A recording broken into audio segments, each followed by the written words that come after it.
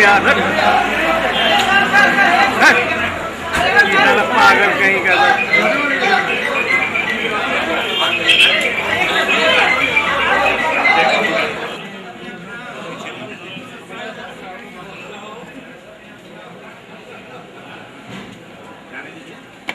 आप लोग रास्ता दे दीजिए, आप लोग रास्ता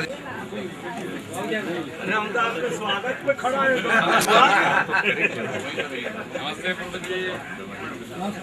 कभी पश्चिम भी देखिए।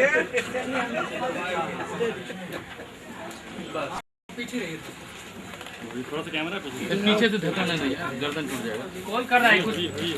सर सर इधर सर इधर देखिए। कौन किसको दे रहा है इस पर ध्यान दीजिए। सर जाइए।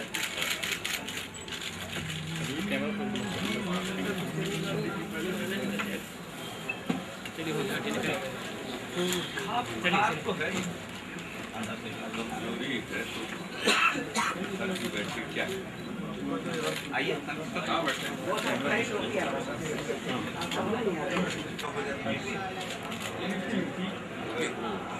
वो शुगर वाले में भी गर्म गर्म पानी से नहाना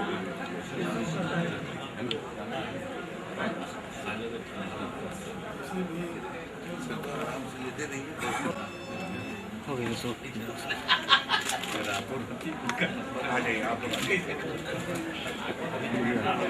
जय ना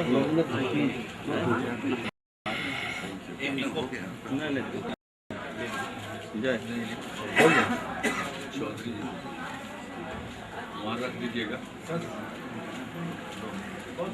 तो आज क्या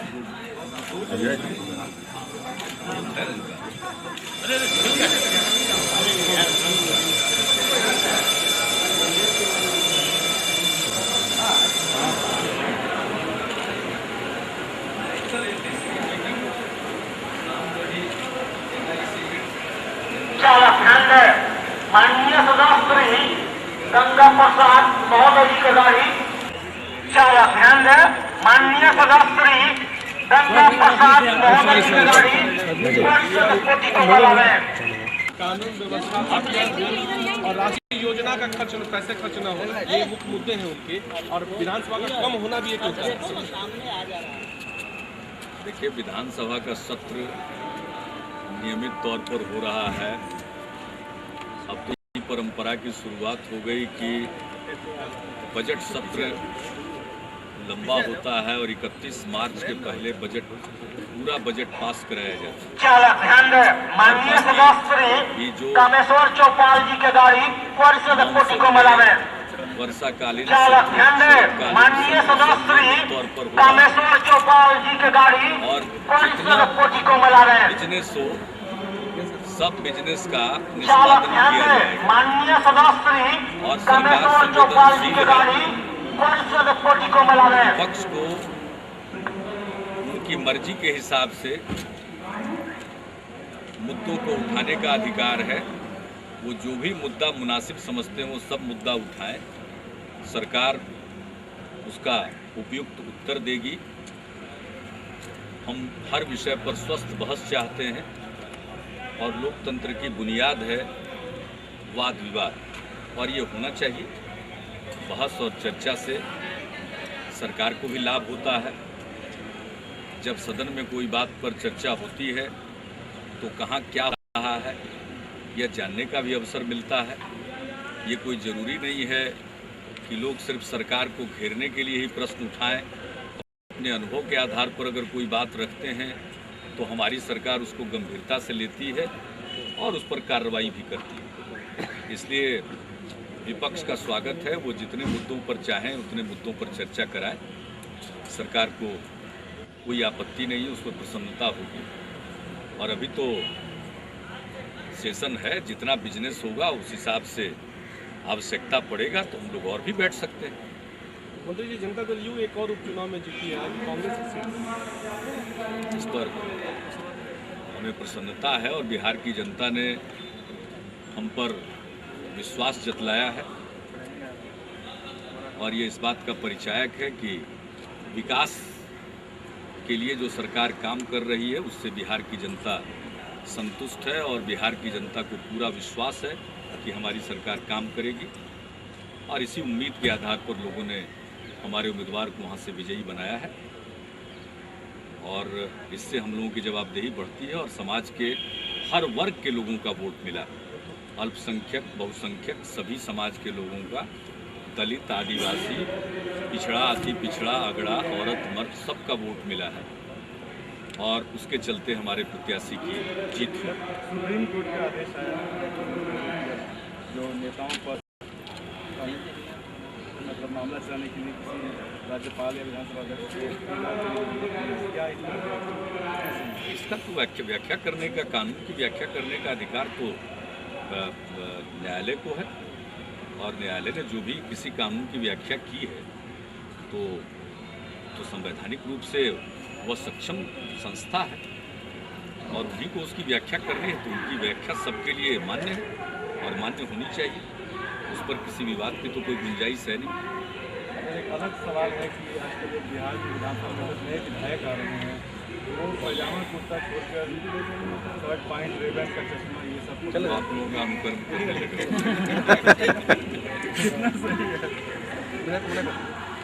अब पहनावे पर हम क्या कहें, लेकिन हमारी बात कोई माने तो हम तो यही कहेंगे कि उनको खादी और हैंडलूम के वस्त्र पहनने चाहिए, लेकिन पहनावा अपनी इच्छा की चीज़ है, उस पर कोई बंधन नहीं होना चाहिए और राजनीति में काम करने वालों के लिए कोई निर्धारित पोशाक नहीं है, जिसकी जैसी इच्छा वैसा करे। हम लोगों को तो जो कुर्ता पायजामा है वो अच्छा लगता है, मन को अच्छा लगता है तो हम लोग पहनते हैं और अच्छा पोशाक इस मायने में है कि आदमी इसमें थोड़ा मुक्त महसूस करता है, अच्छा महसूस करता है। हम लोग तो बचपन में और विद्यार्थी जीवन में पैंट शर्ट वाले भी, तो इसका मतलब ये थोड़ी है कि पैंट शर्ट नहीं पहन सकते। उसमें दिलचस्प ये है कि जिन विधायकों की शादी नहीं हुई है वो लोग पैंट शर्ट पे जोड़ देते हैं। इसमें क्या ऐतराज की बात है? कल से एनडीसी की मीटिंग है जी और 11वीं पंचवर्षीय योजना के अप्रोच पेपर पर चर्चा होनी है। तो हमने अपनी तरफ से ये निर्णय किया है कि हम उसमें इस विषय को, उस सैद्धांतिक प्रश्न को उठाएं और जब इंक्लूसिव ग्रोथ की बात हो रही है तो इसमें सबसे बड़ी बात है कि क्षेत्रीय संतुलन होना चाहिए और बिहार जैसा जो पिछड़ा राज्य है उसको आगे लाने के लिए इसमें और ज़्यादा पब्लिक इन्वेस्टमेंट होना चाहिए, क्योंकि बिहार जैसे राज्य लिबरलाइजेशन का लाभ नहीं प्राप्त कर सके हैं तो यहाँ निजी निवेश की मात्रा ज़्यादा नहीं हो सकती है। इसलिए वैसी स्थिति में हर क्षेत्र में, चाहे वो बुनियादी ढांचा का क्षेत्र हो या शिक्षा का क्षेत्र हो, अनेक क्षेत्रों में ज़्यादा से ज़्यादा सरकारी निवेश करना होगा ताकि देश का समान ग्रोथ हो सके। वरना यहाँ विकास के कुछ टापू बनते चले जा रहे हैं और दूसरी तरफ पिछड़ेपन की खाई, इसको तोड़ना है। और सचमुच अगर 11वीं पंचवर्षीय योजना का लक्ष्य इंक्लूसिव ग्रोथ है तो उसमें जिन क्षेत्रों में पिछड़ापन है उनके विकास पर ध्यान दिया जाना चाहिए और जो मानव विकास है उस पर और ज़्यादा ध्यान देना चाहिए, शिक्षा पर, स्वास्थ्य पर। तो इन चीज़ों को हम उठाएंगे और एक विषय और उठाएंगे कि जो राज्यों का पुनर्गठन होता है तो जो पुनर्गठन के पूर्व राज्य के पास जो प्राकृतिक संसाधन हो, पुनर्गठन के बाद भी उसकी शेयरिंग होनी चाहिए, ठीक ढंग से होनी चाहिए। ऐसा न हो कि कोई हिस्सा बिल्कुल उससे वंचित हो जाता है, जो हालत आज हमारे बिहार की हुई। तो हमने इस विषय पर आदरणीय प्रधानमंत्री जी से भी चर्चा की, उनको लिखा भी है, हम उस विषय को भी उठाएंगे। झारखंड के मिनरल्स में भी शेयर, मेरे कहने का अर्थ वही है, राज्य के पुनर्गठन के पहले किसी राज्य के पास जो प्राकृतिक संसाधन है, राज्य पुनर्गठन के बाद वो उसकी शेयरिंग होनी चाहिए। फिर बात करेंगे। ठीक।